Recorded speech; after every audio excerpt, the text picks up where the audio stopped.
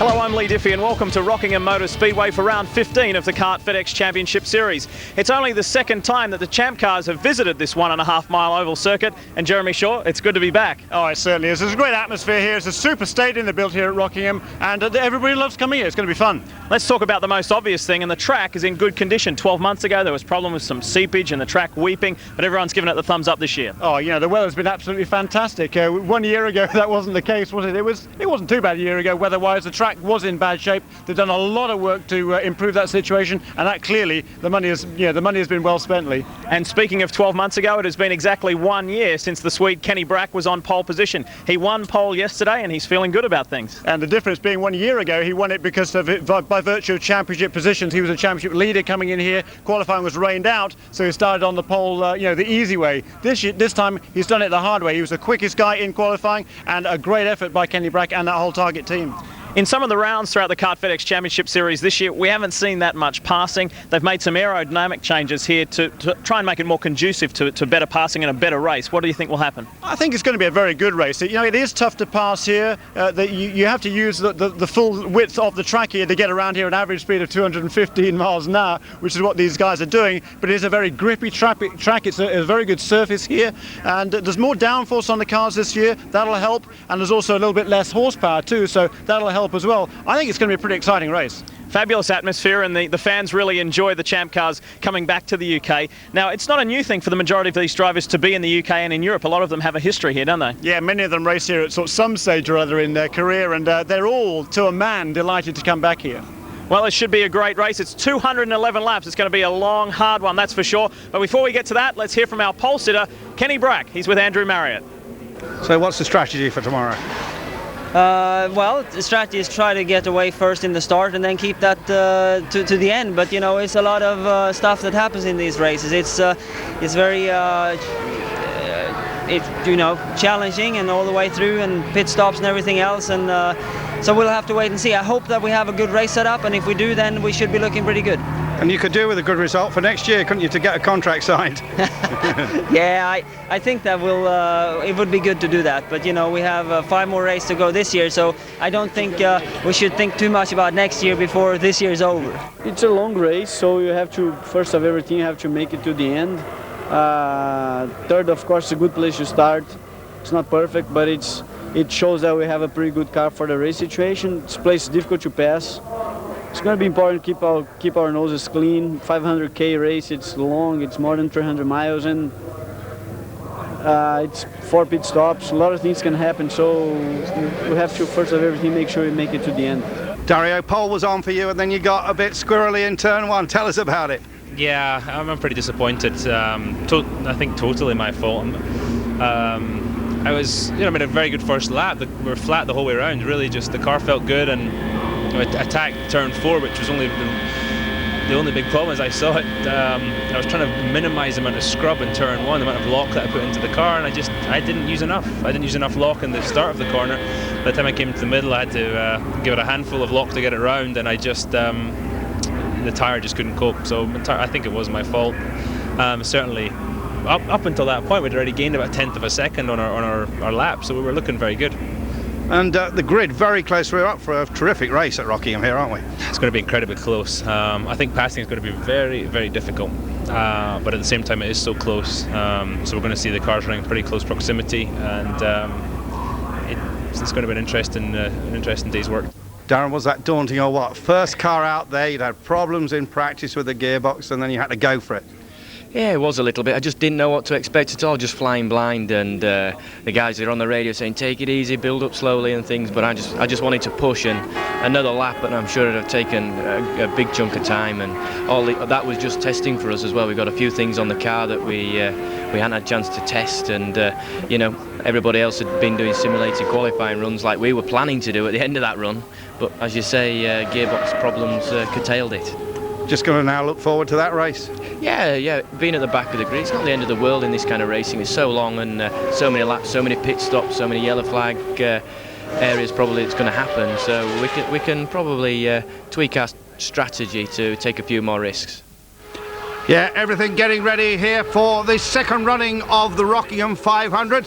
Some famous faces in the crowd, and plenty of pre-event activities. So the very best of luck to Darren Manning. And now we can get over to our commentators, Jeremy Shaw and Lee Diffie. Gentlemen, start your The stars of Champ Cars have made the journey across to Europe and the UK. This is the Rockingham 500 here at Rockingham Motor Speedway. For the second time in the Kart FedEx Championship Series, we visit this 1.5 mile oval circuit. Let's have a look at the weather for today, because it has cooled off dramatically, around about 17 degrees Celsius, and there's a slight breeze. It is certainly a lot cooler than what it has been over the past few days, and sadly it's quite cloudy here. However, we do have very stable conditions for racing. Good afternoon from England. I'm Lee Diffie, joined by Jeremy Shaw. Jeremy, I know it's an exciting race for you. It's your home event. It certainly is a good atmosphere here at Rockingham Motor Speedway. Weather conditions certainly not as nice as they were for qualifying, but it's pretty much perfect for racing conditions, Lee. Overcast, not too warm. These engines are going to breathe well. There's going to be a lot of horsepower. It's going to be fun.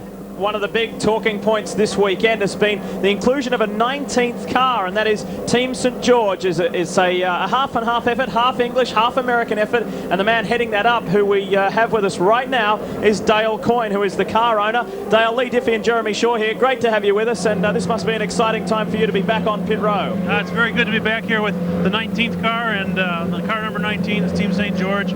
Darren's doing a great job. It's a rookie race, his first race on an oval in a champ car, so it's a learning experience, but we look for good things out of him today.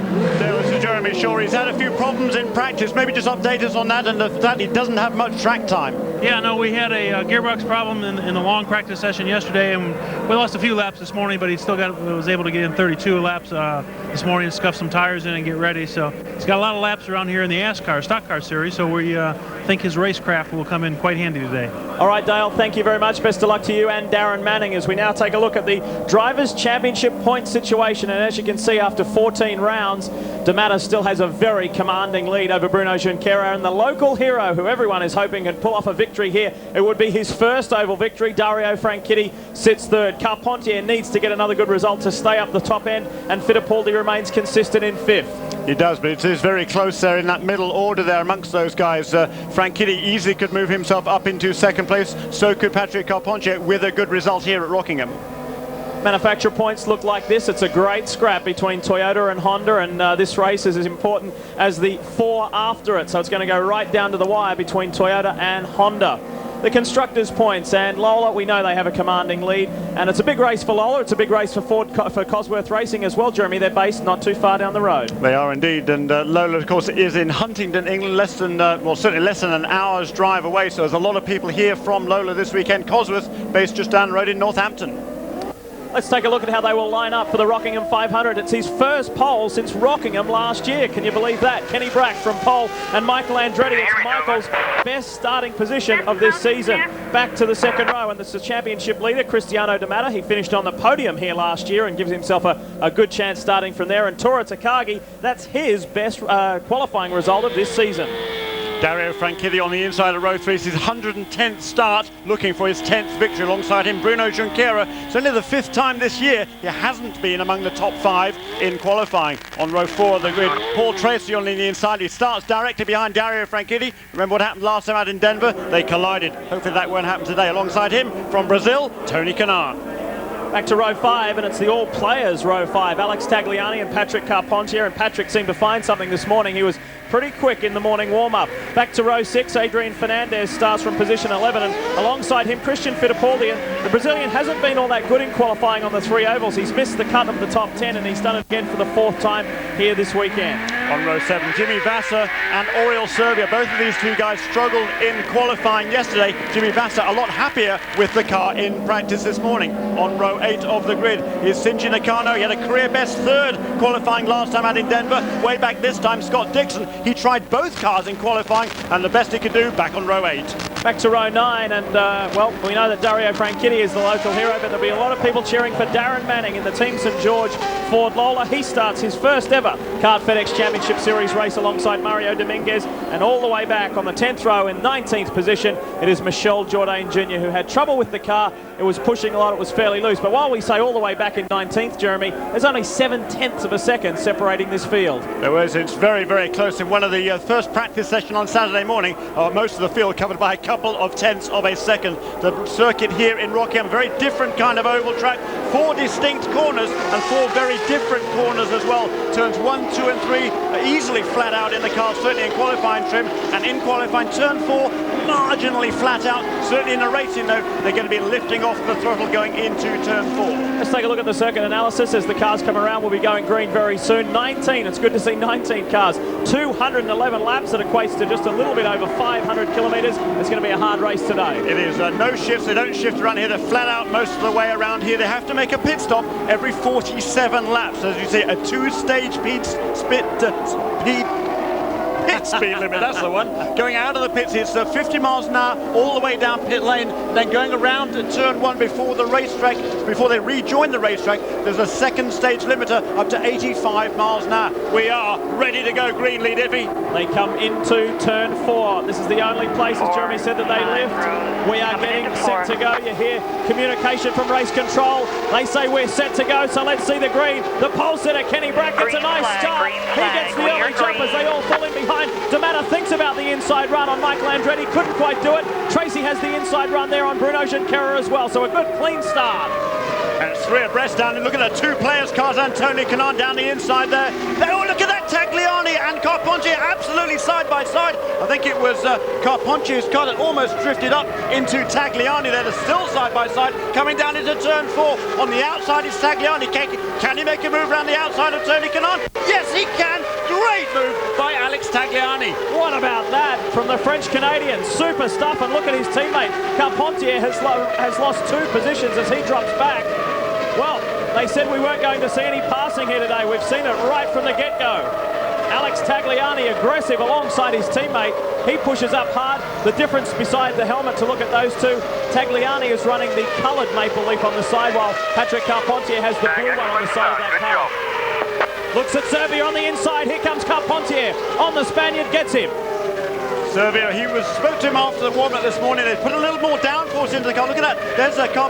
That's Tagliani again, isn't it? Making a move there on Bruno Junqueira. That is for 7th place. So the 2 players' cars really working well. I was speaking to somebody, one of these chassis engineers yesterday, and they said, you know, the Reynard chassis has got good mechanical grip. It's going to be very good in race conditions. It seems that way earlier on. Or Serbia, well, yeah, he is also running a Reynard, but a bit more downforce in the car this morning to make sure the car is more settled for the race when compared to qualifying trim. And I think that is probably taken away a little bit of the straight line speed from Oriol Serbia, but the 2 players' cars are on the move. And look at the lead that Kenny Brack is displaying already. Beautiful stuff from Brack. It's out just under 2 seconds, so he's doing a fine job at the moment. Andretti still runs second from Cristiano D'Amato, then Tora Takagi. In fact, that lead is now gone to just over 2 seconds. Brack back to Andretti as we ride with Oriol Serbia.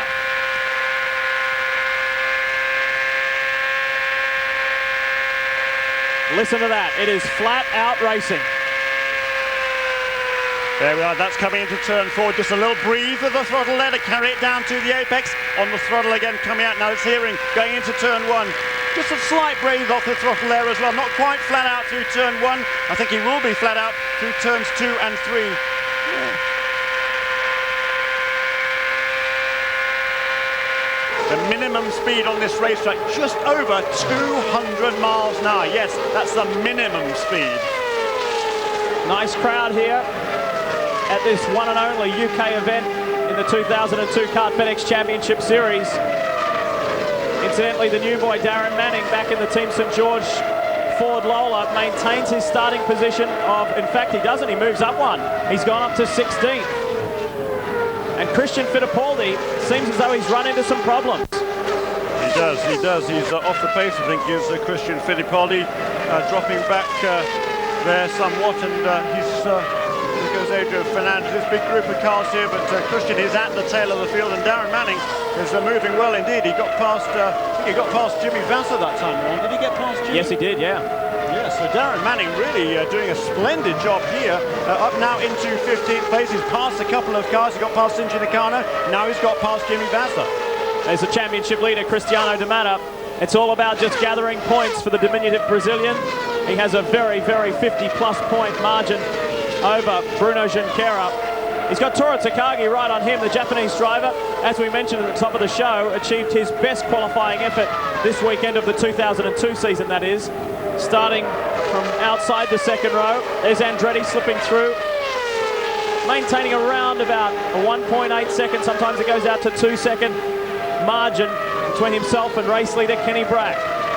How could you forget the finish of last year's Rockingham 500? Brack led for the majority of the race. He shared that with Gilles de Ferran. And then de Ferran got him right on the last lap, last corner, and took that win. Brack finished second. But the pole man is doing a fine job at the moment. It really is.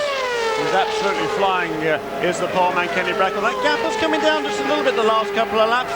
25.9 seconds that time around, about 1 second slower than they qualified. And Christian Fittipaldi is still running. He's falling back in last place now. It's only going to be another 3 or 4 laps before he's going to go a lap down. And we hear from Newman Haas Racing that Christian Fittipaldi is complaining of an engine problem on that number 11 car.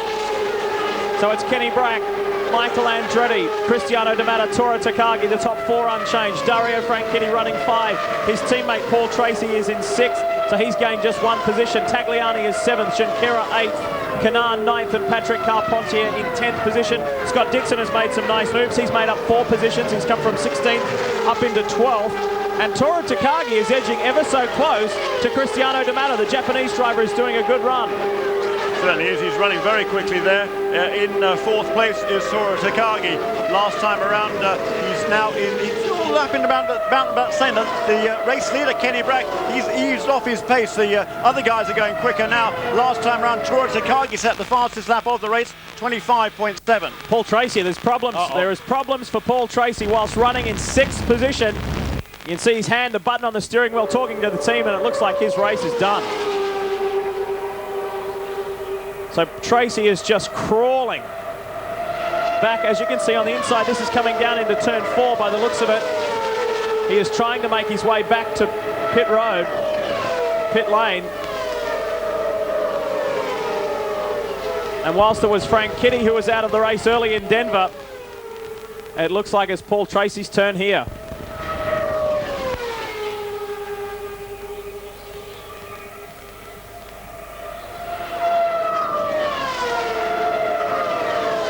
Out, and also Christian Fittipaldi now is a lap behind the leaders and running well off the pace. We're going to go yellow though. That car off Paul Tracy is in a dangerous location there round at the back of the track, so the yellows will come out, the pace will be slowed, and that's probably quite good news for Kenny Brack, because Michael Andretti was creeping ever closer in 2nd place and taking with him both Cristiano de Mata in 3rd and Toru Takagi, who is right behind Cristiano de Mata, the championship leader.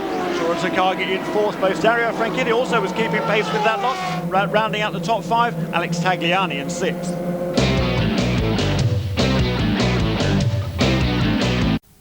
Michael Schumacher keeps winning, but the action's as exciting as ever on F1 Digital Plus. With 8 interactive options, there's always something new to see, whether it's in the pits or on board with the champion.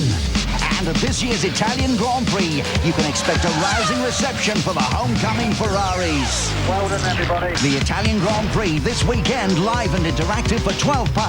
Call 08702 418 111 or see channel 434. And just the 1 caution period so far in these first 38 laps. That was due to Paul Tracy, who suffered a mechanical failure and is out of the Rockingham 500. We still have 18 cars left in the race, although Christian Fittipaldi, who has had a very frustrating day, is still sitting in pit lane and has now dropped 5 laps. Yeah, miserable start to the race for Christian Fittipaldi. Not so for that man, that was Toru Takagi. There is Dario Franchitti, but on board again with the Scotsman. He comes down once more into turn 4. We've got Kenny Brack running pretty consistently now, 25.6, 25.7 that time around. It's around about 206 mile an hour average. It's got pretty good balance right now. Copy. The Rockingham 500 continues and is now 40 laps old, and that brief radio communication you just heard was Dario Franchitti. And they were talking about mileage. They're saying they're getting reasonable mileage. Now what's happened here? That is Tagliani and Junqueira. Junqueira's got past Tagliani. Tagliani has a problem. He's slowing. His teammate goes around the outside now. So Car coming outside. it was a Okay, very... runners, stay off the radio for a few minutes. Pit this lap tag. We're going to give you a regular stop, then we're going to change the battery.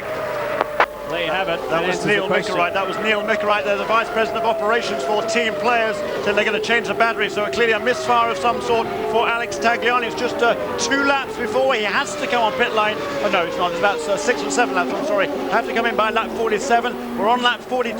Tagliani brings the player's car onto pit lane. Unscheduled stop. But, Still running, Tag? is it still running? Yeah. Okay, we're going to do a regular stop, then we're going to change the battery. I have no more clutch. The clutch is down to the bulkhead. I have no more clutch in the car. 10-4, when we get going again, we'll have to give you a push, okay? Just stand still while we change the battery. Guys, before you change it, check the connections. Okay, turn it off. So the The clutch is down to the bulkhead. 10-4. We'll try and deal with that. Players team have their work cut out for them. Tagliani was told to shut the engine down, so they go to work.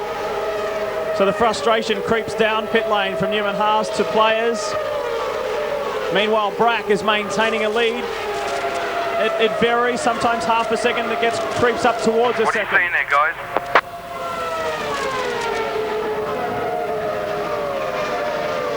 Andretti continues to follow. D'Amato third. Takagi fourth. Franchitti still fifth. Junqueira has been elevated to sixth, courtesy of Tagliani's problem. Carpentier moves up to seventh. They're having Carpentier is having a strong run. Now Serbia is in eighth, Kanan is ninth, and Dixon has come from 16th to 10th. 45 laps in the books. They'll stop within the next 2. Yes, they will, and unfortunately one of them has already stopped. We're going to go yellow. We're going to go yellow. Not quite sure why that is. Christian Fittipaldi is back out on the racetrack. Tagliani, though, is out of the race. Tagliani is out of that car, and The pits are closed. the pits are closed. We hear we've gone yellow now, so it'll be.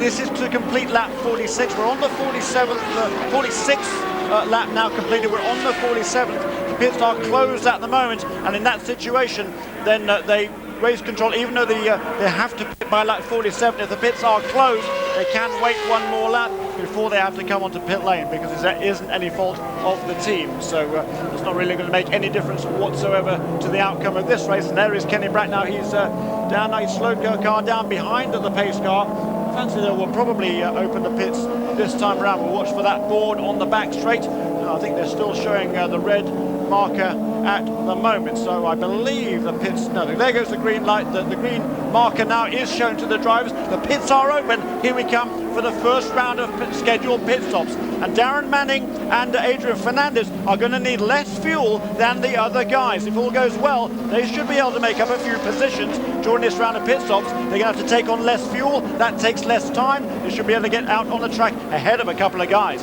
Talk about organised mayhem. Here we go. There is race leader Kenny Brack. He's done a fine job from the pole. Has led every single lap. Takagi has had an extremely strong run for Walker Racing in fourth.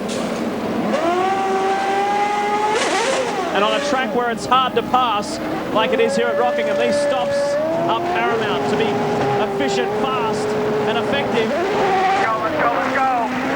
And Brack is out. Whoa, that was close. And Takagi looked like he got out in front of D'Amato. Now, one of the target cars, it looked like Junqueira was a little out of shape coming there, almost on the grass. So there it is. Brack has got out. Takagi, that was a super stop from the Walker boys. Tremendous, boys. Work by the Walker boys. That is just tremendous. Tim Broyles there is a crew chief mechanic on car number 5, the Pioneer car of Walker Racing. Toru Takagi, great work by those guys. He came into the pits in fourth place. Appears to have come out in second, so that is great work by them. I think the Reynard chassis is getting pretty good fuel consumption. Certainly the Toyota engine is more fuel efficient than the Honda, it would appear, and that would explain perhaps why Takagi's got out ahead certainly of Michael Andretti, but Takagi also got out ahead of the similarly powered Lola of Cristiano D'Amato. D'Amato and Takagi both have Toyota engines, so great work by Walker Racing. They made up their man a couple of places. Our last oval in the Kart FedEx Championship Series this year was Chicago Motor Speedway, and that was Takagi's best result this year, where he finished 4th, started 8th, made steady progress. And we've got a report from the Walker pit that came from Tora Takagi. He is saying this car is perfect. It is handling just the way I want it to, and that's obvious. Certainly is. He was right on the tail of Cristiano D'Amato, just biding his time. And Derek Walker said at the start of the season, or shortly after the start of the season, I reckon Tora Takagi is going to win a race this season. And he also said, I reckon it might happen on an oval track. He was telling that to the Motorsport News correspondent David Phillips, who also writes, of course, for Racer Magazine. And Derek Walker said that he was going to win on an oval. Well, boy, he's in a great position this afternoon. He's been fast all weekend, has Tora Takagi. He's now up into 2nd place and clearly has an excellent car. So we're still under full course caution here at Rockingham Motor Speedway. We're a couple of hours north of London. It's a very easy drive up. The M1, one of the main roads, runs straight up the middle of England, and a wonderful facility here. Quite noticeable the difference from last year to here. They've really settled in, and really this circuit is now well established, and they've done a tremendous job for all people involved putting on this round, this 15th round of the Kart FedEx Championship Series. After this, there's a little bit of a break. We have a few weeks off before we go to another new event on the schedule, which is a brand new street event on the streets of Miami. So far in this race, we have lost Paul Tracy and Alex Tagliani. Alex joins us now. Hi, Alex. It's Lee Diffie here in the international booth. Tell us what happened. Well, I think it was an electronical problem. At the beginning, we thought it was just the battery that was going down. And when we came in, we were expecting changing the battery, going back out, but it was a little bit more deep than that. So, you know, it's unfortunate because our car was really, really fast, and the guys were just getting prepared for a very fast stop because we were saving so much fuel on that stint. So I guess you know, it's going to be next race. Great shame, Alex. This is Jeremy Shaw up here. We're watching Dario Franchitti making an unscheduled pit stop. And Alex, your car, you said it was working well. A couple of great passes in the early stages of the race. That must have been fun. Yeah, we set up the car this morning to be able to run everywhere on the track, and at the beginning of the race I was really close to some of the guys, and it gave me the confidence to be fast because the car was really not upsetting on the turbulence. So that's why I went on the outside, and I got a couple of guys there, and then we were just, you know, waiting for our first stop. The Ford engine was really good on mileage, and we were expecting passing people on every stop, so that was our strategy. And the track conditions, Alex? Well, track conditions are really well. I think the cool temperature gives a lot of downforce to the cars, and it was very difficult to pass, but at the same time, it's still a good race for everybody. Alex, thanks for your time, and we'll see you in Miami. All right, thank you, guys. Alex Tagliani out of the Rockingham 500 as we go green again. 2 cautions so far in this race. We are 51 laps into this 211 lap event. And there is Scott Dixon making very steady progress as he pushes his way up through this field. Yeah, let's also talk about a lot of shuffling positions there, as we expected. Adrian Fernandez went all the way from, where was he before the round of pit stops? He was 14th. He came out in 7th. Darren Manning, not quite so fortunate. He came out in 14th place. He made up a couple of positions. One of those was at the expense of Dario Franchitti, who did have a problem during the pit stop. We're going to try and find out what the problem was there. And also Mario Dominguez made an extra stop as well. But we're going to find out what happened to Dario. But that great strategy there by Fernandez Racing gets Adrian up into 7th place. Pretty handy work from Patrick Carpentier's Team 2. He came in 7th, came out 5th. Nice work from the French-Canadian. And look behind him, pushing extremely hard, Scott Dixon. Let's not lose sight of the fact that the Kiwi started in 16th position. Now, there was only 7/10 of a second, less than a second, separating this entire 19-car field. That gives you an indication of how close it was in qualifying. So it's not as though Dixon was that slow or all that far behind the pole sitter Kenny Brack, but it's a lot of positions to make up, and that's exactly what last year's Rookie of the Year has done. Fresh from his second, his best result of the season on the streets of Denver, Colorado. He's very high in confidence, his spirits are good, and he is running strong at the moment. So the revised order after that round of pit stops: Brack, Takagi 1 and 2, Andretti 3, D'Amata 4, Carpentier 5, Dixon 6, Fernandez 7, Junqueira got dropped back to 8, Kanan and Servi are the top 10. Now we have had word from the Walker pit that Takagi only short filled, Jeremy. Takagi short fill, well that's fairly amazing. That means he's going to have to come in to make a pit stop a good bit before anybody else, and it could work as long as there isn't a yellow flag interruption between the time that he comes onto pit lane and everybody else comes onto pit lane, because when he makes a pit stop he is going to lose a lap. That's what you do at this place. When you pit under green you're going to lose a whole lap, and talking of that, we see Mario Dominguez in now to make another unscheduled pit stop. He was running at the back of the field. I heard his guys going to work there. But if you come in, it's an interesting strategy by Walker Racing. Certainly they're within the window now to be able to get to the end on 4 pit stops, but it's going to be an interesting call. It might work out in favour, it might not. It's a gamble, but you know this series is so competitive. That's how you win races. If you take a gamble, prepared to take a chance, maybe you can come away with a victory. Update on the Dario Franchitti situation. Apparently he stalled on his original pit stop, and because he lost so much time, they brought him back in again just to top it right up, and he's making steady progress through the field. He's already made up a couple of positions. He's in 13th and on the way up. He's behind Shinji Nakano, and Vassar is the next one on the list as well. Half a second between Brack and Takagi. There's the third place Michael Andretti. Fourth is the Newman Haas Haviland Toyota. Look at this up front. This is for the lead. Brack and Tora Takagi. Yeah, and that car ahead of them is the green car of Mario Dominguez. He's just made another pit stop there, so the race leaders are going to come up behind Dominguez. And is that going to give Takagi an opportunity to make a move for the lead? We'll have to wait and see, but it might well do just that. 2 Toyota-powered cars, different chassis. The lead car is a Lola chassis. The second car is one of only 4 Reynard chassis cars. And Brack and Takagi, it's hardly 2 names that you say together often, is it? It certainly isn't.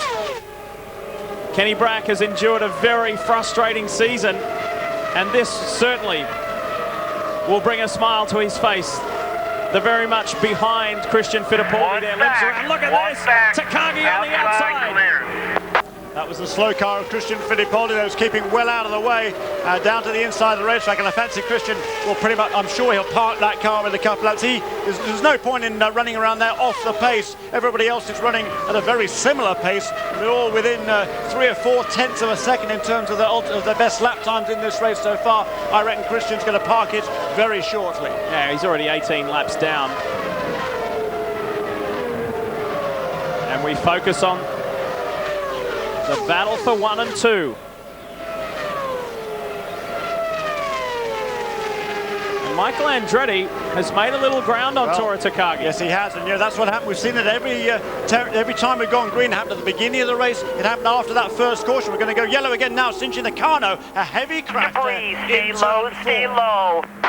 Stay low, stay low. Around in the car there, and we're telling the other guys, you can hear that one of the spotters there from race control telling to the crews, telling to the spotters to tell the drivers stay low coming off turn 4. The impact was there in turn 4. There's probably some debris up against the wall. Stay down low on the racetrack, to the inside of the racetrack. Steer clear of that debris. Now, is this going to be a Nakano replay? Let's watch. There it is, right far. See that impact? Yeah, that was big. That was big. You don't have a small accident on an oval, and I don't know what happened there, but the car just seemed to take off there to the right as he came through the corner. It seemed to be on a fairly normal line. It was hard to say from that camera angle there. The impact was quite a long way away, but he seemed to be running fairly well, and all of a sudden the car just took off to the outside wall, and that was a heck of a hit. That was probably 40 or 50 G's worth of impact right there against that wall, and as we saw, Shinji able to get out of that car under his own steam. He appears to be perfectly okay, and just talking to say these cars are about 300 pounds heavier than a Formula 1 car. It's another replay of that pass of Darren Manning here. Gets to the inside, coming into turn 4. Well, he pushes Jourdain there up into the grey coming off the corner, but it was certainly a brave pass, and it also enabled Dario Franchitti to make a run on the both of them. But good pass there by Darren Manning. He's not afraid at all, is he, of these ovals.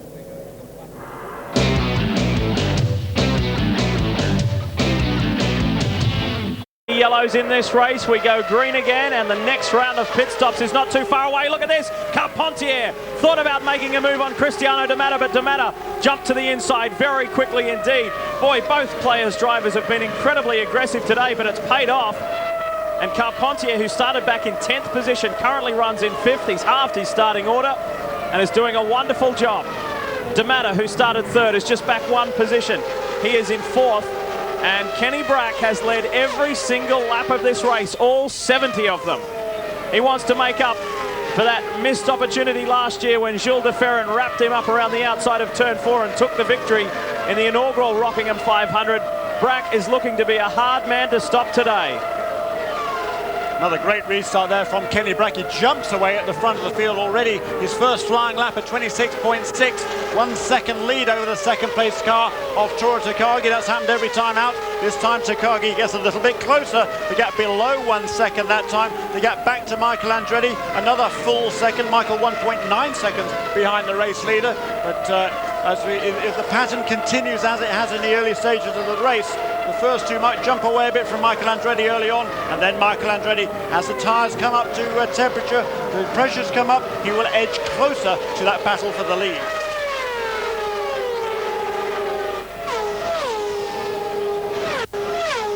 Carpentier has made a report to the pits that he's complaining of a rear tyre vibration. The team have told him to just keep charging on. We'll keep an eye on it. De Matta tries to close that gap on Michael Andretti. And Jeremy, just speaking about Kenny Brack again, as we see Tora Takagi, it's only half a second between the front running two. The last time we saw Kenny run this well and run this long at the front was way back in Portland. Yeah, it was a while ago, wasn't it? So he needs to get his season back on track, I think. But a bunch of drivers running well. There's another one. There's Adrian Fernandez. He, I think, like several of these other guys, drops back a little bit when we go back to green, and then he's able to move towards those cars in front of him. Plus, of course, he's running a Honda engine, and as we heard earlier on, well, we were talking about earlier on, the fuel consumption of the Honda engine is not nearly as good as the Toyota, and particularly the Ford Cosworth, which is probably getting the best fuel mileage of all 3 engine manufacturers. And I think that's another of the reasons why we see Michael Andretti and Adrian Fernandez falling back a little bit when we initially go back to green flag racing. Another update on the Frank Kitty situation. They believe it is a traction control problem, not clutch. So Brack continues to lead the way, but the battle is going on hard and long. Tora Takagi is not letting him get away.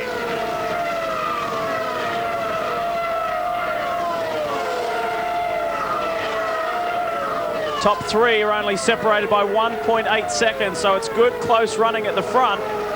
We haven't seen an abundance of moves in this race so far, in the 75 laps down already.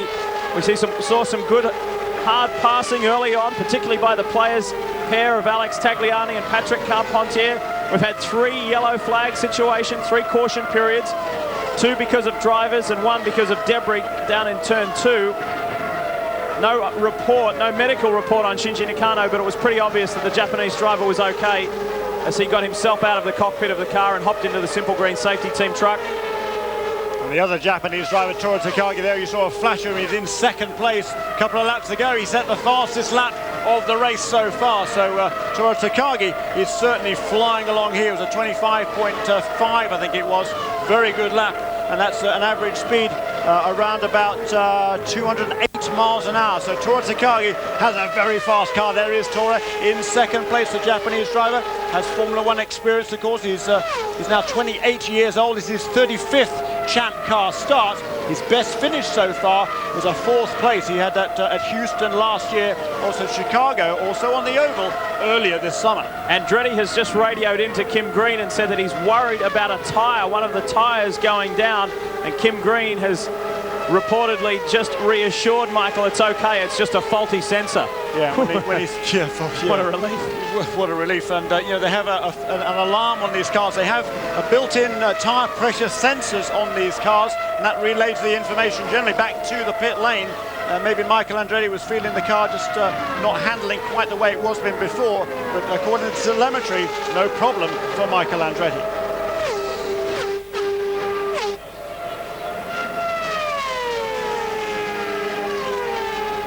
The Rockingham 500 continues here at Rockingham Motor Speedway. It's only the 2nd time in the history of the FedEx Championship Series that the champ cars have been on this 1.5 mile oval, and the Swede, Kenny Brack, it's as good as a home event for him. He has led every single lap from the pole position and has done a great job. We are now on lap 81, and they will be pitting within the next 3 laps. Actually, no, they won't be in the next 13. No, I'm a little bit off with my math there. 47 laps is the pit window here at Rockingham. Yeah, so lap 94 next time around. So another 13 laps, 12 this time around before they make their second scheduled pit stop for the race leaders. And we're going to see now, it's going to be interesting to see whether Toru Takagi can go that full distance. If, as we heard before, he did put a little less fuel in the car during that first pit stop and enabled him to get a leapfrog ahead of both Cristiano D'Amato and Michael Andretti. If you put less fuel in, how far can he go before he needs to make his second pit stop? Bruno Junqueira, the third of the Target Chip Ganassi Toyotas. He runs in 8th. Of course, Brack leading, and Dixon has come from 16th to 6th. Fabulous job there. He had another storming drive not that many rounds ago when he came from 15th to 5th. That was at Mid-Ohio, so he's good at coming through the field. Scott Dixon makes a lot up on pit stops. Junqueira seems to be all by himself there at the moment. He's not close enough to challenge Adrian Fernandez. And he has got a good margin over Tony Kanaan as well. And Tom Anderson, who is one of the co-owners of Team Fernandez, has assured us that Shinji Nakano is okay. Yeah, we saw Shinji get out of the car, so good. It's certainly good to hear there from Tom Anderson that he's absolutely fine, A-OK there, and the battle for the lead is hotting up. Toru Takagi actually had a look to the inside there coming into turn 4. He thought about trying to make a move on Kenny Brack, wasn't quite close enough to make it happen, but he's certainly getting pretty racy now, is Toru Takagi. He's looking for a way past. Look at that, that's the battle actually farther down the field, but the race leaders are like that as well. That's Aurel Servia running in 10th place in Pat Patrick's car. We're on board with Aurel Servia. Right ahead of him is Tony Kanaan, ahead of Kanaan is Junqueira, and ahead of Junqueira is Adrian Fernandez. There's a gap beyond Fernandez to the 6th place car of Scott Dixon.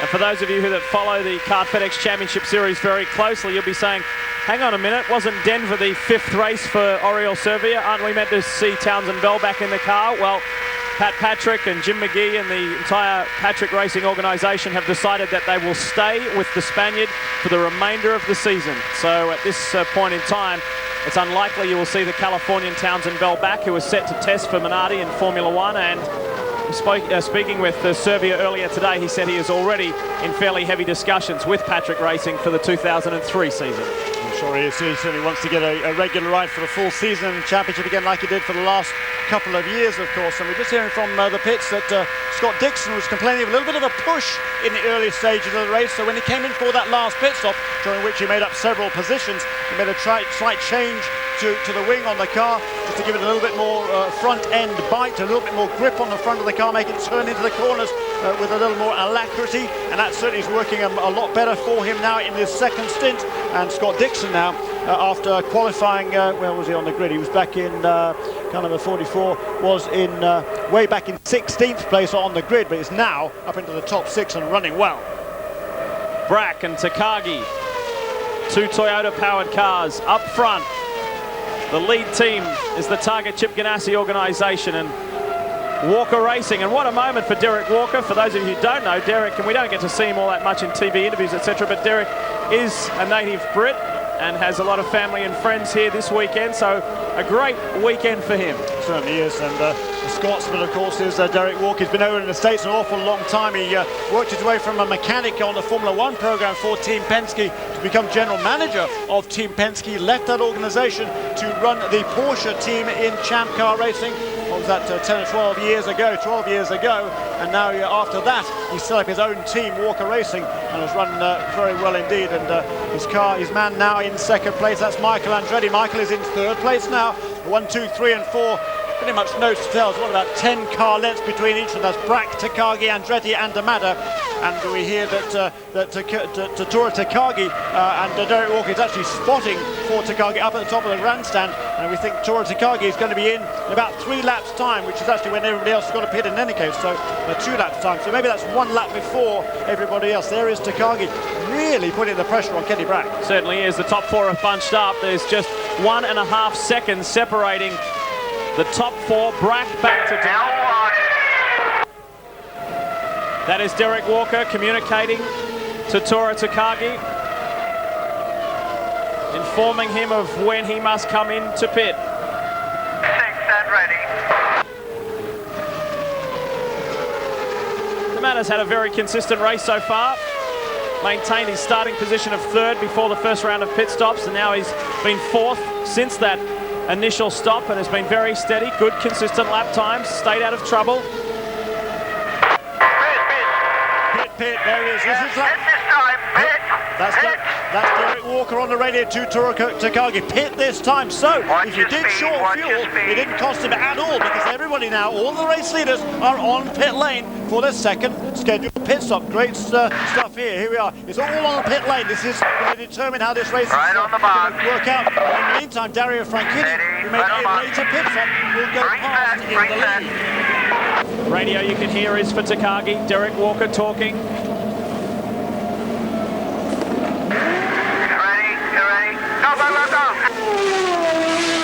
Another good effort from the Walker Racing organisation. This is Brack.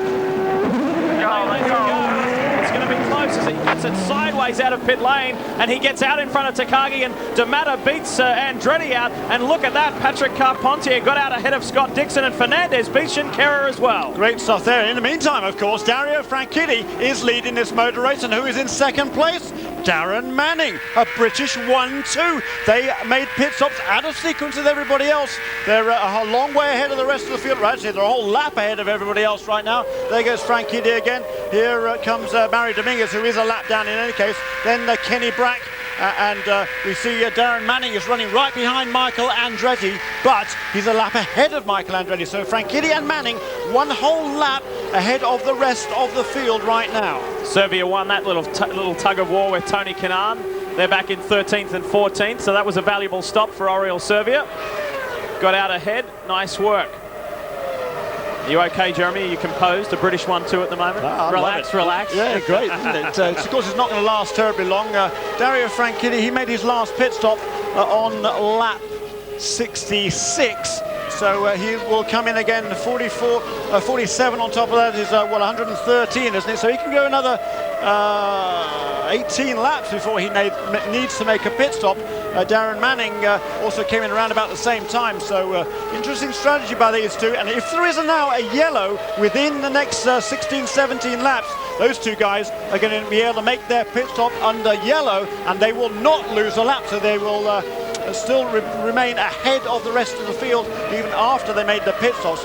When they do come onto pit lane, they will have to, the other guys will cycle on around, so the other guys will get back on the same lap as those two, but Darren Manning and Dario Franchitti will retain first and second places. Big news on Michael Andretti. He was 3 miles an hour. Look at this, making a move on the inside of Darren Manning as Patrick Carpentier. Now, Andretti has been pinged for 3 miles an hour too fast in pit lane. Boy, that's a costly stop, a costly miscue there for Michael Andretti. And meanwhile, Dario Franchitti is turning the fastest laps of the race. He's 25.4 last time around. He's actually been a little bit quicker than that. So Dario Franchitti is flying in the lead of this motor race. And they have just signaled the black flag to Michael Andretti. He'll have to come in and perform a drive-through penalty.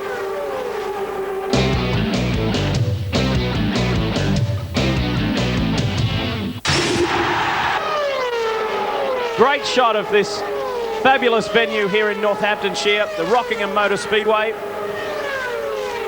And Franchitti, the local hero, up front for the meantime.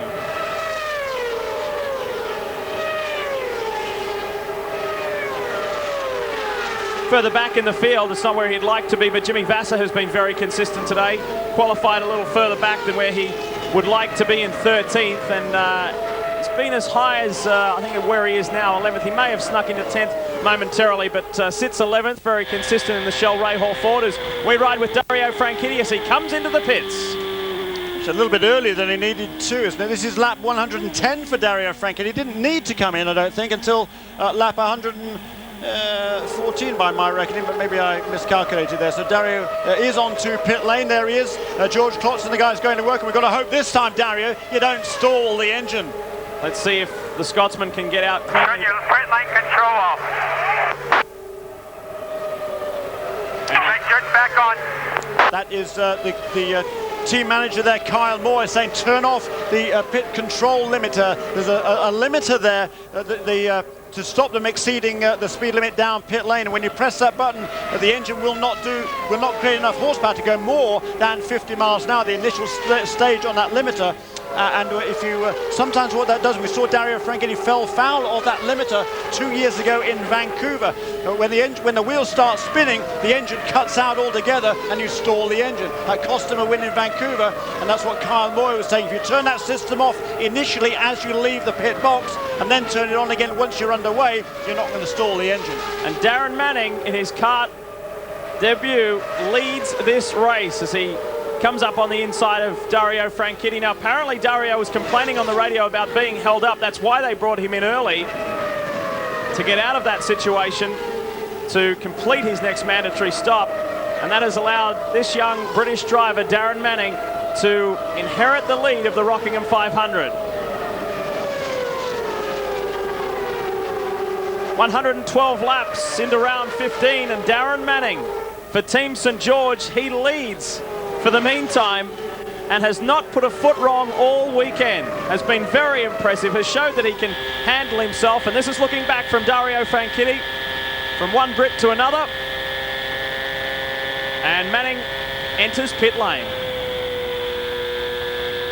So that takes him out of the equation, and Kenny Brack will move back into the #1 spot. Here is Darren Manning, the Dale Coyne owned car. I think from memory this is a Pappas car, ex-Pappas car. It is, yeah. They bought the car from Sigma Autosport. That team has ceased operations. There is the car, Team St George Shaw for men on the car. That's the sponsor of this motor race here. And Tom Howard's guys, they completed the service on the car. And the last of the fuel going in. Good stop there by Tom Howard and Team St George. And there goes Darren Manning, service completed, back out onto the racetrack. Very, very valuable experience for this young guy, and has done a pretty good job. Excellent job. Well, he feels as though, a little bit frustration. You can only fit 22 drivers into a 22-car field in Formula One, and it's pretty competitive to get a seat. He realises that it's very tough, and that dream for the meantime may not come true. So he and his manager, Mike O'Brien, are looking very, very seriously at trying to get into the world of champ car racing as quickly as they can. Meanwhile, Kenny Brack on lap 115 leads again. Takagi gets balked a little by Manning there. Will need to get around him. He's lost a lot of ground to Kenny Brack in that experience. So Brack scoots away now and enjoys a 1.3 second lead. Where is Takagi? Look at this. He finally gets past Darren Manning. So too does Cristiano D'Amato as Manning builds back up to speed. And Darren now is actually a lap down to the new race leader, Kenny Brack, but it's going to put him out of contention probably for a top finish here, but still he's running well for his first effort in the champ cars. And Kenny Brack now, he has got a good lead over Toru Takagi. It's 1.5 seconds now. And Cristiano D'Amato, he's still more than a second back in third place. Then a big gap back to Dario Franchitti, who, after making his own pit stop out of sequence, is in fourth place. Watch here, watch what happened here. Looks like the jacks failed at the back. Was that, looked like one of the crew guys. Whoa, Mario Dominguez got way out of shape. Looked like there may have been some problem at Team St George as well. Looked like one of the crew guys was helping jack the back of the car up. And that wasn't the obvious situation. It was Dominguez, the rookie, who got well out of shape. Dominguez is one lap down and back in 15th. The Bridgestone running order at the top of the screen. It's Brack, Takagi, D'Amato. We've seen that order. That's quite familiar. Michael Andretti dropped himself out of that equation by going 3 miles per hour too fast in pit lane. Franchitti, a podium, maybe a win. It's not out of the question yet. Carpentier has been strong after starting 10, runs 5. 6 is Dixon. Fernandez is 7. Those two guys have been stunning. Junqueira is 8. Vassar is 9. So he steadily works his way up, and Servia is 10. Tony Kanaan is just outside the 10 in 11th and has just been told by Mo Nunn, we need better fuel mileage. Keep an eye on it.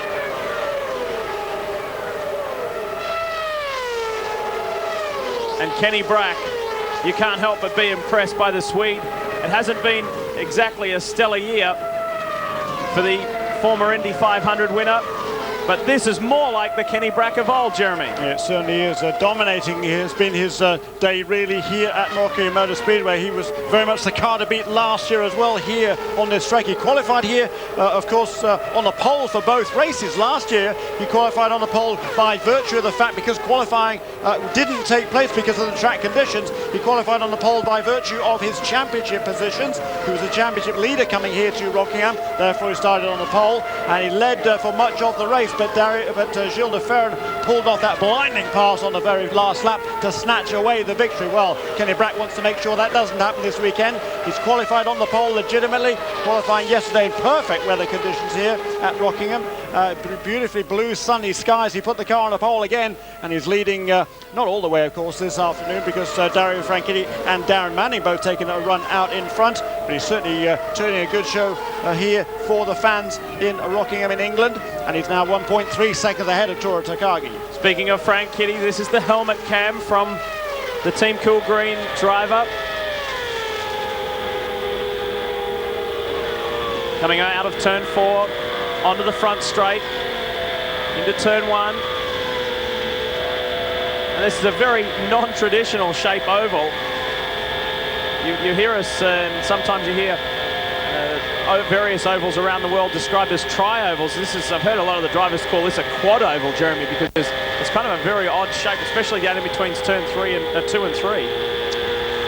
Yeah, it is. It's 4 very distinctive corners here. It's very not uniform in any way, shape or form, but it is a great racetrack, and it certainly provides some excellent competition here for the fans here in England. Well, here it is from overhead. This will give you a better look at it. Pit lane entry just there in the middle. They come through turn 4. This is onto the front straight. The Rockingham building in the background there. Fabulous facilities here. All the corporate boxes, etc. The VIP suites in there, and the main spectating areas above, below, and beside it. As they head through 2, 3, and the majority of the drivers will tell you that because they're going so fast, it's only a 1.5 mile oval, and because of the odd shape, they're virtually in a turn almost the entire time, because by the time they straighten the wheel out again, they have to turn it almost immediately straight back again. So it's quite an odd experience.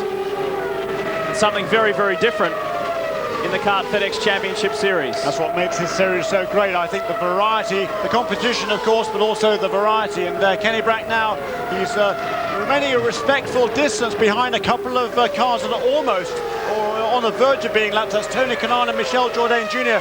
running together there in a battle for 11th and 12th places. Kenny Brack is about 100 yards behind him, and not far behind Kenny Brack now in second place is Takagi, and Cristiano D'Amata closing up behind those two in third place. Christian Fittipaldi out of the car, and no championship points for him coming into this round. The Brazilian placed 5th. He's had a fairly consistent season, but he's going to be watching his teammate, the championship leader, with a lot of interest, because he is in another great point-scoring position in third. There it is, the stealth machine, the black Haviland Toyota for Newman Haas Racing, the little man. Been fairly quiet today. He's stayed out of trouble, hasn't made any forceful moves. It's just been good, consistent running. He's been third for the majority of the race, spent that whole second spell in 4th. Now he's back up there, taking it up to Takagi, and also let's see if he can get up there to Brack as well. Well, we just saw him on camera. Let's talk to the man himself, Christian Fittipaldi. Christian, a pretty frustrating day. Yeah, it wasn't a good day for us, but we had to call it a day. We had a engine problem since the beginning of the race, and we tried a bunch of different things on the car, and that didn't help. So, but we don't know exactly what happened at the moment.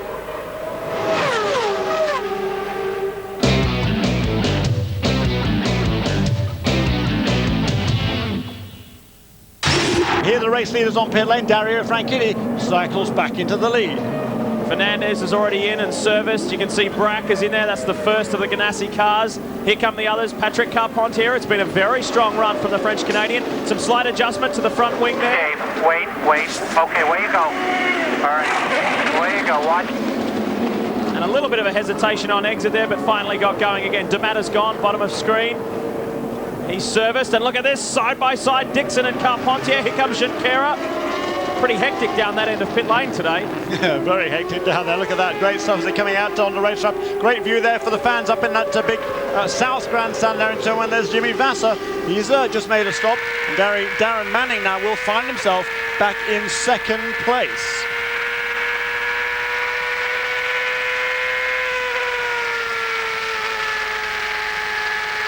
Riding with Oriel Servia. Servia's sitting in 10th at the moment. Actually, he's moved himself up to 8th after that round of pit stops. So the Vistion Patrick Racing driver doing well. Here is the pit shuffle. Left of screen indicates who was made, who was lost, and Dario Franchitti in for his next stop now. And Dario Franchitti is a lap ahead of everybody else right now. He's has he gone to pit lane? Yeah, he's just brought the car back onto pit lane. There he is, Dario Franchitti. This is another service there for him. He gets underway, he will lose that lead. And Darren Manning once again will find him in the lead of this motor race. He was a lap down. He's out of sequence with everybody else, but he's certainly running a great race here. Incidentally, speaking of Darren Manning, when he led those 4 laps earlier in the race, he became the first kart rookie to lead a champ car race since Scott Dixon in Mexico last year. And he's done it again. Talking to Scott Dixon. Dixon actually got ahead of Toro Takagi when Takagi came out of the pits. The battle with Tony Kanana enabled several cars to get past him, but Takagi has therefore lost out a few positions now. He's in 5th place. And Jeremy, we may see Scott Dixon being sent back a little. Apparently these pit lane speeds have just come through to us after that last stop. Jourdain Jr. 87 miles per hour. Listen to this, Scott Dixon 104 miles per hour. That has not been confirmed, but we'll let you know as soon as we do. And if indeed, yeah, I can see from here, Jim Swintel is holding out 44 and black flagging Scott Dixon. So last year's Rookie of the Year will be called in, a la Michael Andretti, for speeding in pit lane. And that is quite excessive speeding. The second stage is 85 miles per hour, and they seem to have nabbed Dixon at 104. Well, we saw quite a major crash earlier in the Rockingham 500 by Japanese driver for Team Fernandez as Scott Dixon comes in to perform his stop and go, so he didn't take as many laps as Andretti. Shinji Nakano, we're glad to say, is okay, and he joins us now. Shinji, are you okay? You feeling all right? Yeah, I'm all right, no problem. Tell us what happened down there in turn 4. Well, I don't know exactly what happened, but going to turn 4, I turned in like normal, and suddenly I lost the grip on the front. Maybe something blocked on the car. It just went straight. You've got a bandage on your right hand there. What's the story? Well, it's a little bit sore, but no problem with the bone or something, so I'm okay. Shinji, the car is Jeremy Shaw. The car seemed to be running pretty well before that incident. Yeah, up to that point. Well, actually, after the pit stop, I had a problem with understeer. I think something was happening on the car. I think after the pit stop, and then, well, I don't know. Have to check. Well, we're glad to hear that you're okay, and we'll see you in Miami in a few weeks' time. Oh, Thanks, okay. Shinji. Thanks. Good to see that the Fernandez team driver is all right. So Dixon has come in for his drive-through penalty. Meanwhile, Darren Manning, the champ car rookie, leads this race. Of course, he is out of pit sequence with the true front runners. When it's time for him to come back in again, Kenny Brack will assume the lead of this race. Cristiano D'Amato will be in second. Yeah, and a gap about 3 seconds or so between those two. So Cristiano D'Amato, like he did in Chicago, running very, very consistently and looking to take advantage of any slips that happen ahead of him. We've already seen a slip from Michael Andretti. He made a mistake coming out of the pits, exceeded the pit lane speed limit. Toro Takagi had lost some time coming out of the pits last time around. So the order is Darren Manning, about 9 seconds now ahead of Kenny Brack. But Darren has still yet to make his routine pit stop. It's a kind of routine. It's actually his 5th, but his 3rd that he needed to make at this stage. D'Amato then in 3rd place, Franchitti 4th, Takagi 5th. Dominguez is shown in 6th right now because he, like Darren Manning, still needs to make another pit stop to bring himself back onto the same schedule as everybody else. And for Team Target fans, and particularly Scott Dixon fans, I hate to tell you this, but your driver has been penalised again, a second time, for another pit exit violation. So he has had to come through twice. and that has certainly dropped him from a very valuable points position after storming from 16th to 6th. He's all the way back now, 2 laps down and in 14th position. Yeah, so you've got to assume, I think, an electrical glitch on that car. Clearly the pit lane speed limiter isn't working, and you know, it's fine when the system works. You just press a button on the steering wheel and that activates an electronic system within the engine management box, and that will not allow the engine to do more speed than you need. And I think it's in that split section there. There's a 2-stage pit lane speed limiter. When you come out of your pit box, you do 50 miles an hour down to pit to the end of the last occupied pit down towards turn 1. You press the button again, and that brings in the 2nd stage. The engine then, if it's working properly, will only do 85 miles an hour. And then when you cross the final line coming back on the racetrack, you press it again and you're then up to full speed. We're under yellow again for the 4th time. Oh wow. This is fabulous news for Darren Manning. This doesn't appear, and that looks like it is debris on the circuit.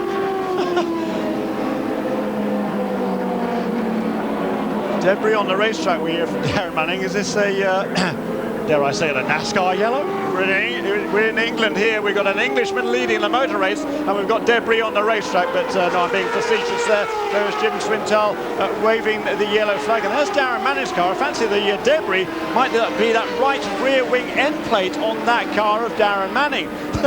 So maybe he has caused this yellow, and that's bad news, because it's going to take him a little while to put a new end plate back on the car. Without that end plate, the air is going to be spilling off the outside edge of that rear wing, and it's going to be costing him an awful lot of downforce.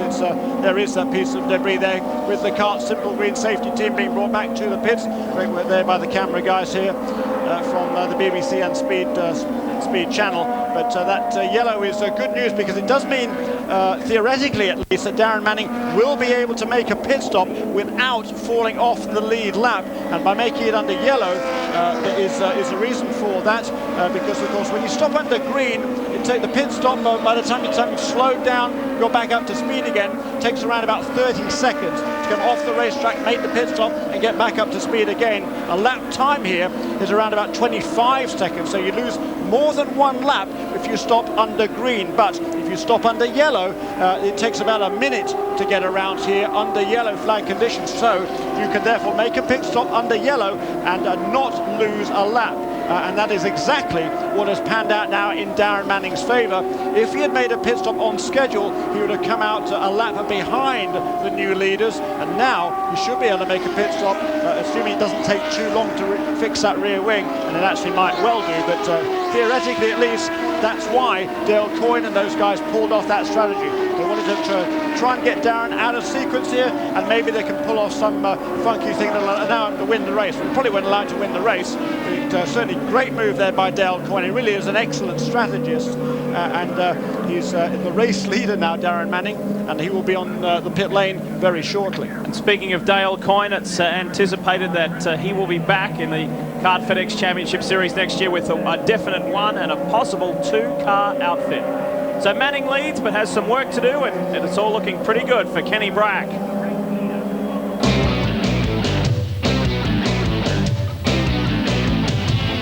Let's see some action down there. 40 laps to go. This will be a frantic 40 at that. Oh boy, and this is going to be an absolutely crucial pit stop now. You're going to see these cars get very, very close to each other as they come in to make the pit stop, and then it's down to the pit crews who can get their guy out ahead of the guy in front of them. I think, let's see, who's going to take on less fuel? The guy who came in last, most recent, was Dario Franchitti. He came in 3 laps after the other guys, so that could be very crucial indeed. You're going to have to take on a gallon or 2 less than the two Toyota-powered cars ahead of him, unless, of course, that Honda has used too much in his first few laps before he made the pit stop. But this is a great opportunity now for George Klotz, Team Cool Green, to get their guy out ahead, perhaps, of one of these Toyota-powered cars ahead of them. That would be Kenny Brack and Cristiano Romano. Here we go. You're going to be around Demont again on the mark. This is Kenny Brack's radio. Dario Franchitti and the Team Cool Green organisation go to work. This should be quick. They send him, it is quick. Great stuff from Franchitti. And look at that, Franchitti has been released while Brack, who is all the way up at the other end of pit lane, is just being serviced. Yeah, completely opposite ends of pit lane. Here comes Dario Franchitti. Can he make down there? Oh, there's a problem. There is a problem. So Frank Kitty is out. Frank Kitty is at the front of the pack. And look at the target, boys. They can't believe it. There you go. That's what it's all about. Well, the crowd will be loving this. Sensational stuff from Team Cool Green and Dario Franchitti. Look at them all bunched up as they come back out. The 27 car hits the field out in front. Great stuff there. This is so exciting. I think, you know, this is all part of the racing. This is what Champ Car racing is all about. Pit strategy, pit stops, great racing on the racetrack, just great entertainment all around. You can see there's a pit shuffle there. Great work there by the graphics guys. Dario Franchitti. There's Kyle Moyer there, car number 27, telling Dario Franchitti, you're out in the lead here now, and we've done our bit. It's up to you, Dario. Look at that. The High Team Cool Green guys, yeah. Congratulating each other. They know they worked hard, and let's not forget. No, it's working. I'm watching the second pick up right now.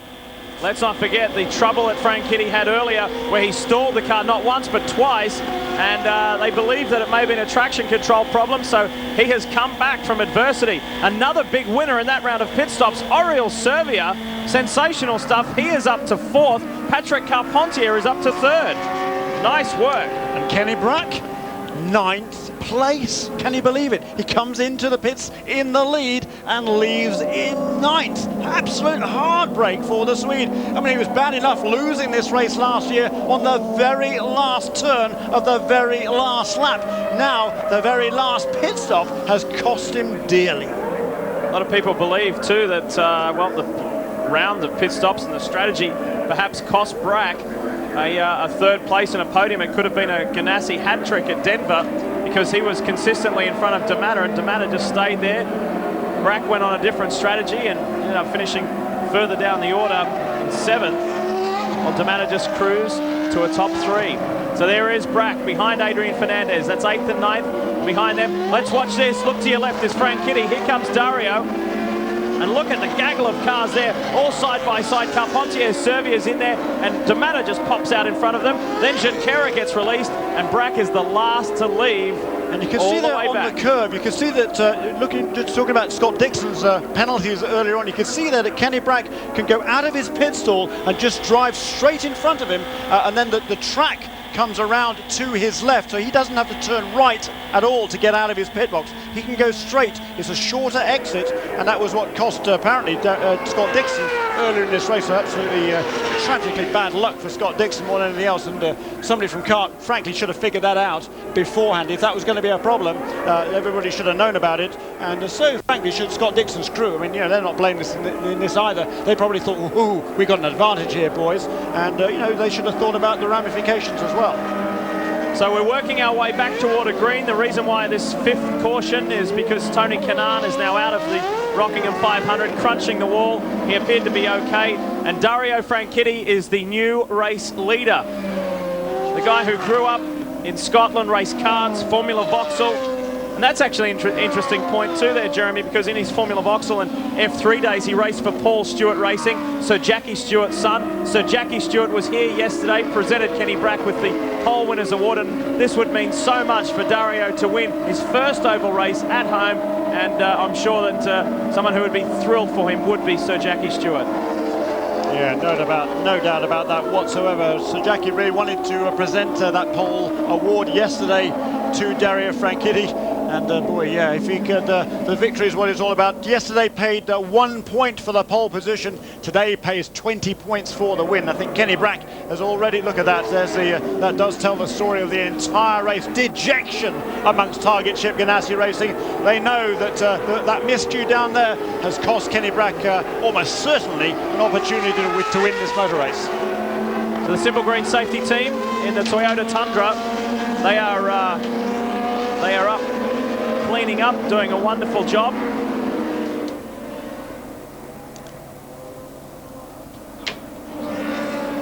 As Frank Kitty leads this field around, I'm looking down on toward the starting tower to Jim Swintel to see when we get the display for just one more lap.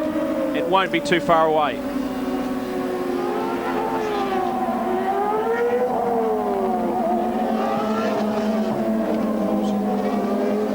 "35 laps to go. and we should be back to racing very, very soon.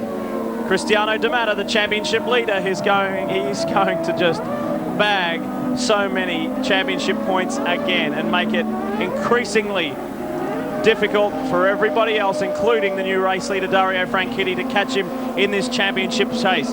Dario told me a couple of days ago, he said, honestly, I've already resigned myself to the fact that this championship is over for me to win. He said, I'm going purely for race wins and we'll see what happens. Well, he is in the box seat. He's had 2 victories already this year, 1 pole position.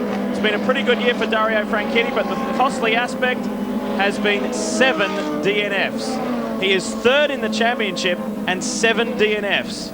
That shows you that when he's finished, how effective he has been. That's exactly right. I think he's just 1 finish off the podium, really. He's had 2 wins, a second, a couple, 3 thirds, and then 1 finish down in 9th place. The rest of the time, he's not made it to the end of the race. So if Dario finishes, he's going to finish well. And he's looking here at the prospect of his first oval victory. And boy, it would be the 10th victory of his career, but it wouldn't have to be a massive milestone in the career of Dario Franchitti to win your first oval race on home turf, or almost home turf. He's from Scotland, of course, but he's certainly from the UK, and boy, this would be very, very emotional for Dario Franchitti, and not only his entire family, but a wealth of support that he has here in England. Well, we're just 1 lap away now, folks, 1 lap away from going back to green. I tell you an extra bonus too, Jeremy, and we were talking about ASCAR earlier on, and which again, the ASCAR is the British version of NASCAR.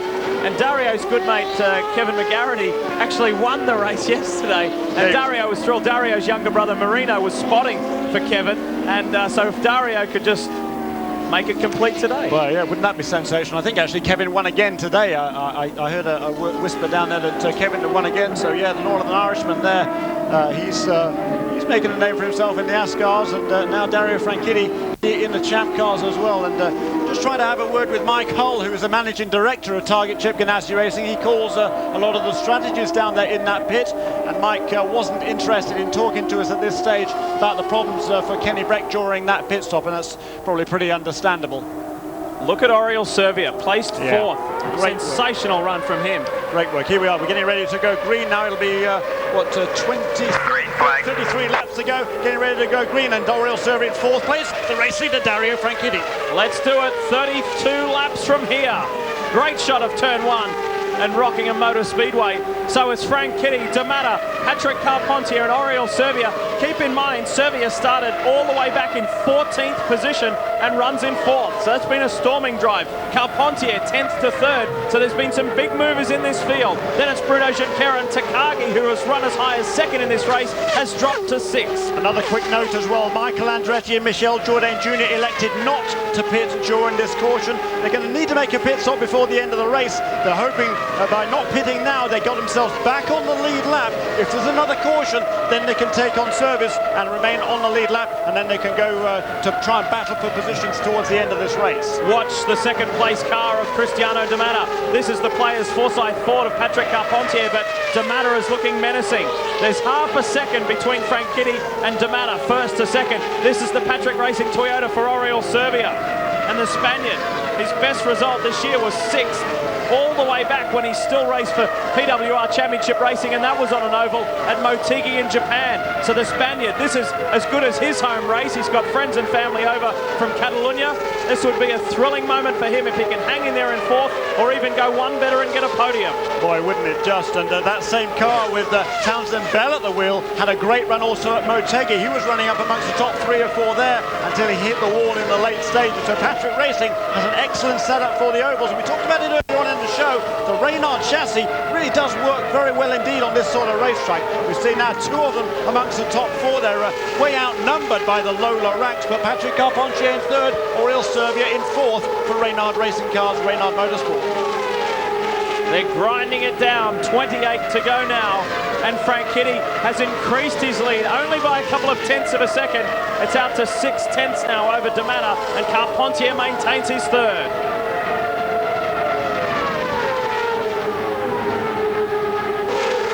Can't believe just how costly that situation was for Scott Dixon, Jeremy. 2 laps down. and in 13th position. Not only is he 2 laps down, he's out of the championship points. Now, Adrian Fernandez is being black flagged, and we have not been given a reason as to why. Well, and Adrian, he was running in 8th place at this stage. Once again, he's fallen back at the restart. He's holding off Kenny Brack, who's in 9th, and Darren Manning, who's right with Kenny Brack. In 10th place is Darren Manning, as Dario Franchitti continues to lead. There's Oriol Servia in 4th place. Look at that.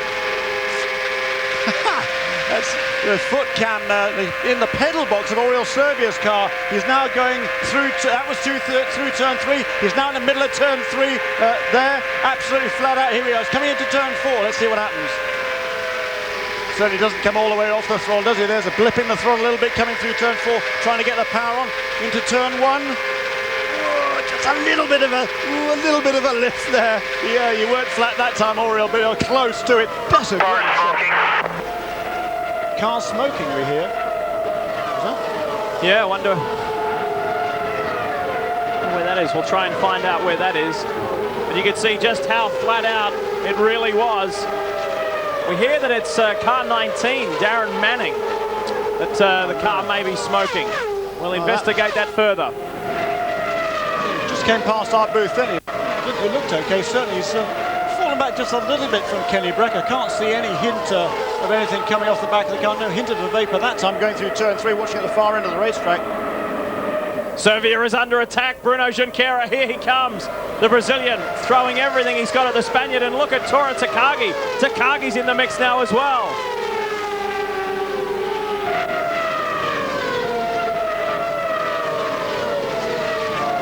Round 15 of the Kart FedEx Championship Series. This is the Rockingham 500, and we have just 23 laps to go. Can Dario Franchitti take his first ever oval victory? Now watch this. Junqueira thought about it. Came on the inside of Oriol Servia, and the Spaniard said, not this time.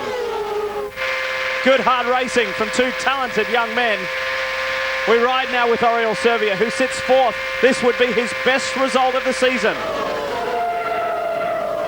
2 cars have been knocked out of this race via contact with the wall. The second car was Tony Kanaan. Tony joins us now. Tony, can you explain what happened? Tell us a little bit more. Well, I really don't know. I left turn 1 and something broke in the car, and I got really sideways, and I tried to hang on, and obviously I didn't make to turn 2, and we hit the wall. It wasn't hard, but it was a shame. The car wasn't really good. We were struggling all day. We had a couple problems, and we couldn't fix it. So I'm glad that I'm okay. The car is not damaged, so we can fix it for the next race. Tony, on a personal note, you're very good and very close friends with Dario Franchitti. I'm sure you'd be thrilled to see him get his first oval victory in this one. Definitely. I'm cheering up for him. Cristiano, you know, I'm a friend of him, but he won a lot already, so hopefully Dario gonna get this one. I'm praying for him. And it's a second home event for you coming up in Miami. We'll see you there. Thank you. I'll see you guys over there. Tony Kanaan, and he is definitely cheering for Dario Franchitti. They're great mates, and Franchitti now boasts almost a 1.5 second lead. Actually, it's just been reduced substantially. They're 1.1 seconds now between he and D'Amato, and Carpentier is not letting D'Amato loose either. Oh boy, he's not. He's very quick indeed, is Patrick Carpentier. He's been all over the back end of Cristiano D'Amato's car last couple of. That's about the biggest lead that D'Amato has had over Patrick Carpentier for the last 5 or 6 laps. A couple of quick notes. Michel Jourdain Jr., we saw him stay out during that last gully. He has been in for his pit stop. Michael Andretti, the other guy who did not pit earlier on, has not been in the pits. He will have to stop before the end of the race. Michael Andretti in 10th place behind Darren Manning. Confirmation from race control that it was Darren Manning's car that was just letting fly a little bit of smoke, but it doesn't seem to be hindering him too much, and race control are keeping an eye on it. 18 laps to go, and Adrian Fernandez has come into the pits. And there isn't too much activity down there at all. So it looks like an end to the race, and Adrian Fernandez absolutely livid. He's just thrown the steering wheel, looking from the commentary box, and so a sad end to the day for the Mexican. Meanwhile, there he is. He's asking the kart official, what is this all about? And that tells the story. Absolute frustration. Don Halliday there trying to console Adrian, and he is absolutely livid.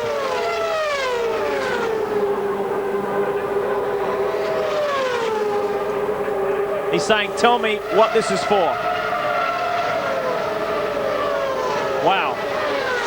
Emotions are running high down there in pit lane. Yeah, they are. Yeah, Adrian was looking at he was running 8th before he had to come into the pits that time round. It hasn't certainly been the best of weekends for Adrian Fernandez, so probably a little bit of frustration from that perspective, but certainly, a top 10 finish in this series is a pretty good effort, and particularly after he just had a midfield car most of the weekend, and we heard he got that black flag for speeding, and he was just so upset he's hopped out of the car. I don't think there's anything wrong with that race car, but Adrian, there's a lot wrong with him. He's just really upset, and he's called it quits. He might regret that, I think, probably in a day or two.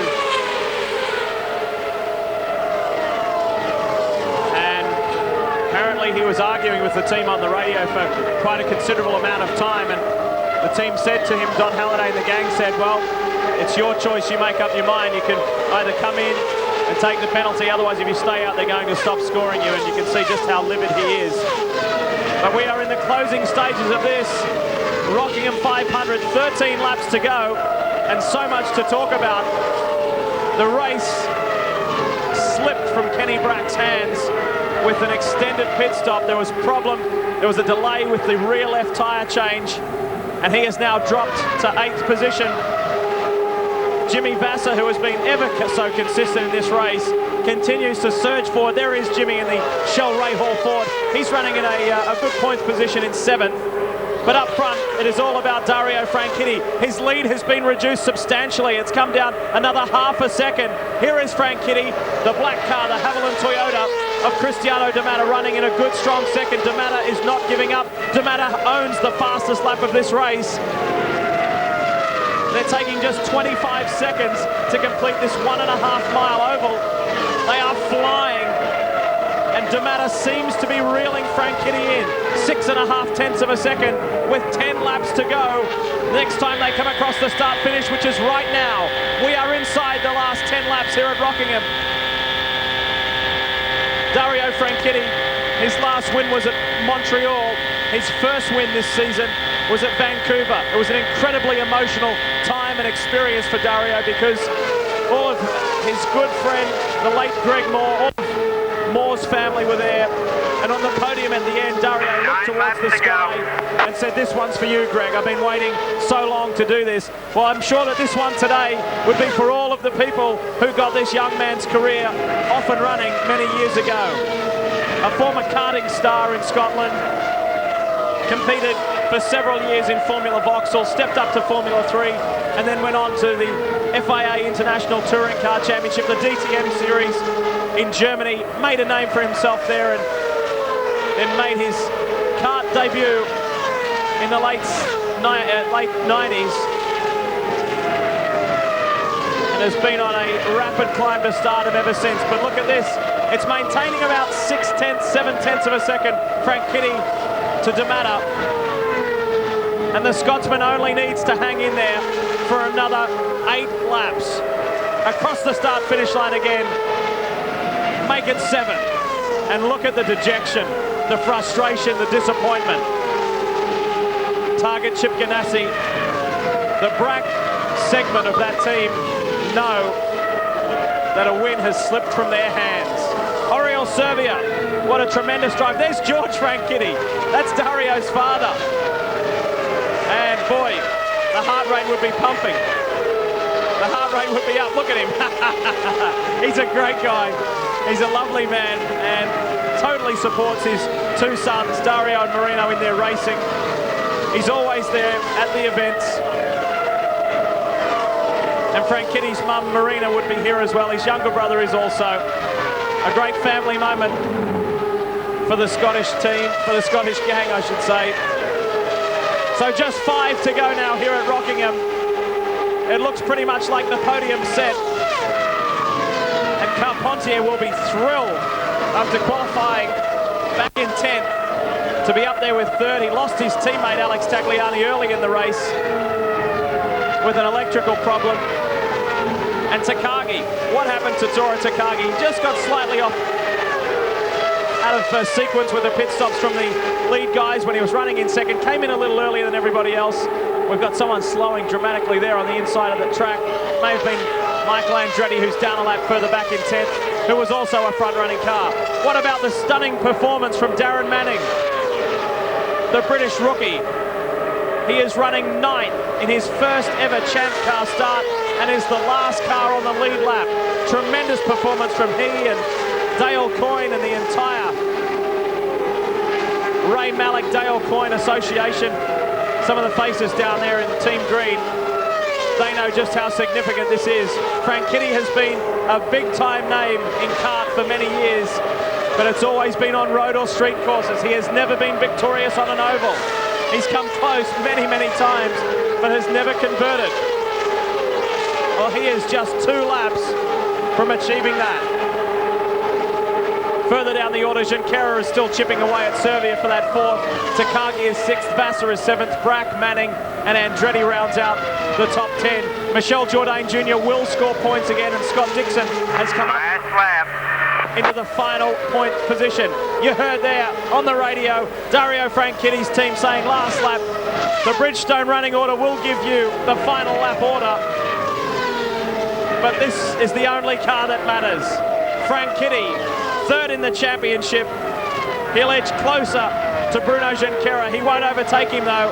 And Dario Franchitti, everybody hoped he could do it last year. It didn't happen. He's done it this year. You get your shit together and win on an oval. He is the man today. He has come back from adversity. Dario dominates. Good job, guys. Good job. Fantastic job. Fantastic. And they are thrilled with that. Awesome stuff in front of his home crowd. Yeah, we stalled at a bad tire. Oh, good job, guys. That last pit stop, good job there. Little geriatric pace crew did a great job. Tell my geriatric pace crew they did my team crew they did a great job. Wow, fantastic stuff. Dario Franchitti will be thrilled with that. So that he adds that now to the 2 previous at Vancouver and at Montreal. And that's number 3. Awesome stuff for Franchitti. The DNFs have really hurt him this year through mechanical trouble and the odd crash here or there. But he is still well and truly up there. And he said that he feels he's not in contention for the championship anymore. He's going to go for race wins. And there's the 2 Brits side by side, Franchitti and Manning. Darren Manning, what a stunning start to what could be a long Champ Car career if he can put something together for next year. Manning finishes in the top 10 in 9th and on the lead lap. That will give the British papers and motorsport fraternity plenty to talk about. But it's Dario's day as he waves and punches the air to the crowd along the front straight, and he's looking over at the main grandstand right now. And the Brits have a winner. Tremendous stuff. Jeremy, tremendous feeling down there. I'm down here with Dario's father, George Franchitti. George, how does this feel? Oh, it feels absolutely tremendous, yep, to win on home soil. His first oval track win on home soil. Yeah, his first, I forgot all about that. You forgot the heat of the action, you forgot about it. Yeah, his first oval win and on home soil. Tremendous. Good stuff. A brilliant drive by Dario Franchitti. And the Georgie comes to just about every race, and he's absolutely thrilled with that. They'll be celebrating tonight, that's for sure. And we hope to hear from Dario very soon. And look at the crowd around the number 27 Team Cool Green Honda. Let's take a look at the final results of the Rockingham 500. Franchitti, D'Amato and Patrick Carpentier, your podium place getters. Oriol Servia, stunning stuff. That's his best result of the season from Bruno Junqueira. Takagi ran very strong today. That's a great result also. Vassar in for 7th and Brack. Well, he is one of the stories of today, isn't he? Was leading for the majority of the race and that win slipped from his grasp. Darren Manning, amazing performance on debut, finishing in the top 10 in 9th, and 10th was Michael Andretti. We look back at Michel Jourdain Jr., Scott Dixon, the final 2 within the championship points, and then we get to Mario Dominguez, the final finisher. Fernandez retired by choice and was absolutely livid with what happened. We'll talk about that more shortly, but let's hear from our 3rd place driver. He started in 10th place on the grid, did Patrick Carpentier. A great drive, Patrick. The Reynard working well. Super 3rd place finish. Yeah, and I gotta admit, today we're there because my guys did a fantastic job. I mean, the last pit stop was so fast, put us in 3rd place.